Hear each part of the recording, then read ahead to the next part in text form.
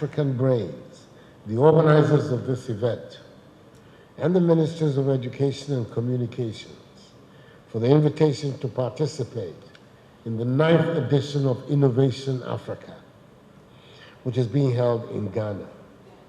Our picturesque, vibrant city of Accra is humbled by the decision to host this year's edition here. To those of you coming from beyond our shores, I extend a hearty akwaba, a word of welcome. Enjoy your stay amongst the people famed for their hospitality. Ladies and gentlemen, this summit has over the years been dedicated to advancing innovation, bridging the gap between education and industry, developing digital skills, promoting the use of information and communication technology, and holding governments on the continent to fulfilling the pledge of guaranteeing quality education for all. At the same time, this summit is being held at the point when half the population of Africa still cannot enjoy digital services and devices, and therefore cannot reap the benefits of digital literacy. It also comes at a time when the United Nations is projecting that by 2035, Africa's working population will be a quarter of the world's population, and a third of the world's youth population, i.e. between the ages of 15 to 24 years, will be in Africa. Providing this young population with education, skills training, innovation, and technology will constitute a very powerful tool for economic development in Africa and the world. Africa has the unique opportunity engendered by the globalization of technology to achieve quantum development gains by leveraging technology and innovation. We thus need to put more resources into digital literacy programs, provide smart devices for our children, and train teachers and educationists in new technologies. Effective education in the 21st century will be difficult to achieve without paying attention to the growth of innovation and the development of ICT. We every day lament the fact that we started in Ghana from the same pedestal as nations like Malaysia, Singapore, and South Korea. The truth is that they have made it simply by wiping out illiteracy and arming a generation of citizens with education and the skills to power their nation's development. Citizens can make informed choices if they have the capacity to do so. In a fundamental sense, education is the key to human development and to widening life's options for individuals and society as a whole. In that sense, education is key to the development of nations. As several parts of the world experience aging populations, we will have the largest number of young people in the world, and it is incumbent on us to provide them with the right education and skills to enable them unleash innovative ideas that will transform our countries and the world. That is why, since assuming the reins of office of President of the Republic of Ghana nearly 3 years ago, I've committed a substantial portion of our national budget, in fact a third, to opening up senior high school education for all of Ghana's children through the free senior high school policy. This has enabled us to increase the total number of students in our high schools from some 800,000 in 2016 to 1.2 million today, the highest such enrollment in Ghana's history. As a result, children who ordinarily have slipped through the cracks have been moved from the streets into schools. We've implemented curriculum reforms in our basic schools to reflect current global trends. We continue to drive reforms in teacher training and professionalization regimes, and we're committed to mainstreaming technical and vocational education and training to drive as many young people as possible to see the field as a first rather than last career choice.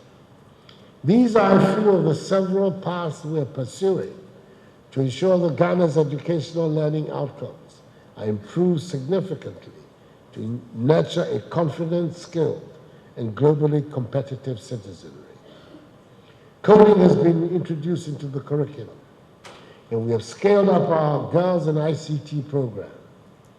With just a few days training in computer literacy and coding, young girls between 9 and 13 years of age, some of whom had never seen a computer before, are today building websites of their own. The results of all this endeavor will become fully visible in a few years, but we have already begun seeing early signs of success in the form of self-confident, you saw one of them, self-assured, articulate young people ready to take on any challenge. Ladies and gentlemen, towards the formalization of the Ghanaian economy, it has been great to see the level of expertise demonstrated by young Ghanaians once given the opportunity to show their talent. Our national digital property address system has been developed by Ghanaians, as is how our national ID system, which is currently being rolled out with nationwide registration ongoing. By the end of this year, an electronic platform for the payment of all government goods and services, which is being developed by a consortium of 3 domestic companies, will become operational. Government will continue to use its purchasing power to promote local talent who have the potential to go global. Despite all the progress made, we know that it is still not enough. We need to do more. ICT has the ability to level the global playing field, unlock human capital, and harness the full potential of all. The most effective way Africa can live up to its billing and become the world's emerging economic powerhouse is through the proper nurturing of young talent. Together, everyone here at Innovation Africa must invest more in empowering the youth, especially in the field of ICT and innovation, and support entrepreneurship and startups, because they are the engine of growth of our continent. So I urge all of you gathered here to promote, with all the resources you can muster, the growth of innovation and the deployment of ICT in education, because it is the surest way to provide access, equity, and quality.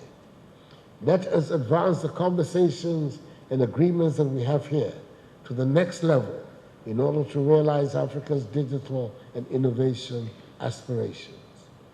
Let us forge partnerships and bring our fragmented markets together so that we can scale up and create businesses that can grow and compete on the global stage. Ultimately, job creation is the goal, but without skills and knowledge, we will not be able to get the right jobs and ensure we have inclusive markets. The African Continental Free Trade Area, which represents currently a market of some 1.2 billion people with a combined GDP of some 3 trillion United States dollars, should become the fulcrum of Africa's commercial trade and investment activities. It is a market we have to exploit. It will be driven largely by technology and e-commerce, but we cannot afford to let it fail. We must make the AFCFTA work for Africa and for Africans. Ladies and gentlemen, over the course of the next 3 days, we will concentrate on educational development, science and technology, training, vocational skills, digital literacy, curriculum pedagogy, and ICTs for education. I look forward to the outcome of the pre-scheduled roundtable meetings between government and industry that will take place during Wednesday and Thursday afternoons. At the end of the summit, I'm hopeful that answers on how best we can develop policies that support the expansion of education and the ICT infrastructure in Africa will be found. The sessions here should also not only be focused on supporting innovation, but also on how best we can protect and safeguard intellectual property in Africa. It is sad to learn that we have sometimes lost our innovations through lack of infrastructure that protects our own intellectual output. I learned recently about the example of mobile money, a platform which was developed in Kenya and has revolutionized digital financial services globally. Ghana today is the fastest growing mobile money market in Africa. However, the young Kenyans who developed this technology did not patent it and thus do not own the intellectual property rights to it. It behoves on each one of us to guard jealously the fruits of Africa's intellects. I have said, and I firmly believe, that we can build a Ghana, indeed an Africa beyond aid, that is a prosperous and self-confident Africa that is in charge of economic destiny, a transformed Africa that is prosperous enough to be beyond needing aid, and an Africa that engages competitively with the rest of the world through trade and investment. We can best do this if we invest in entrepreneurship and ensure that our populations are aggressive in pursuing the entrepreneurial agenda. I believe the summit will afford participants an opportunity to share ideas and also create a platform for deliberation on the development of solutions to innovations development in Africa. Let this be a platform for limitless thinking and an environment for strong networking. May God bless Mother Africa and us all. I thank you for your attention.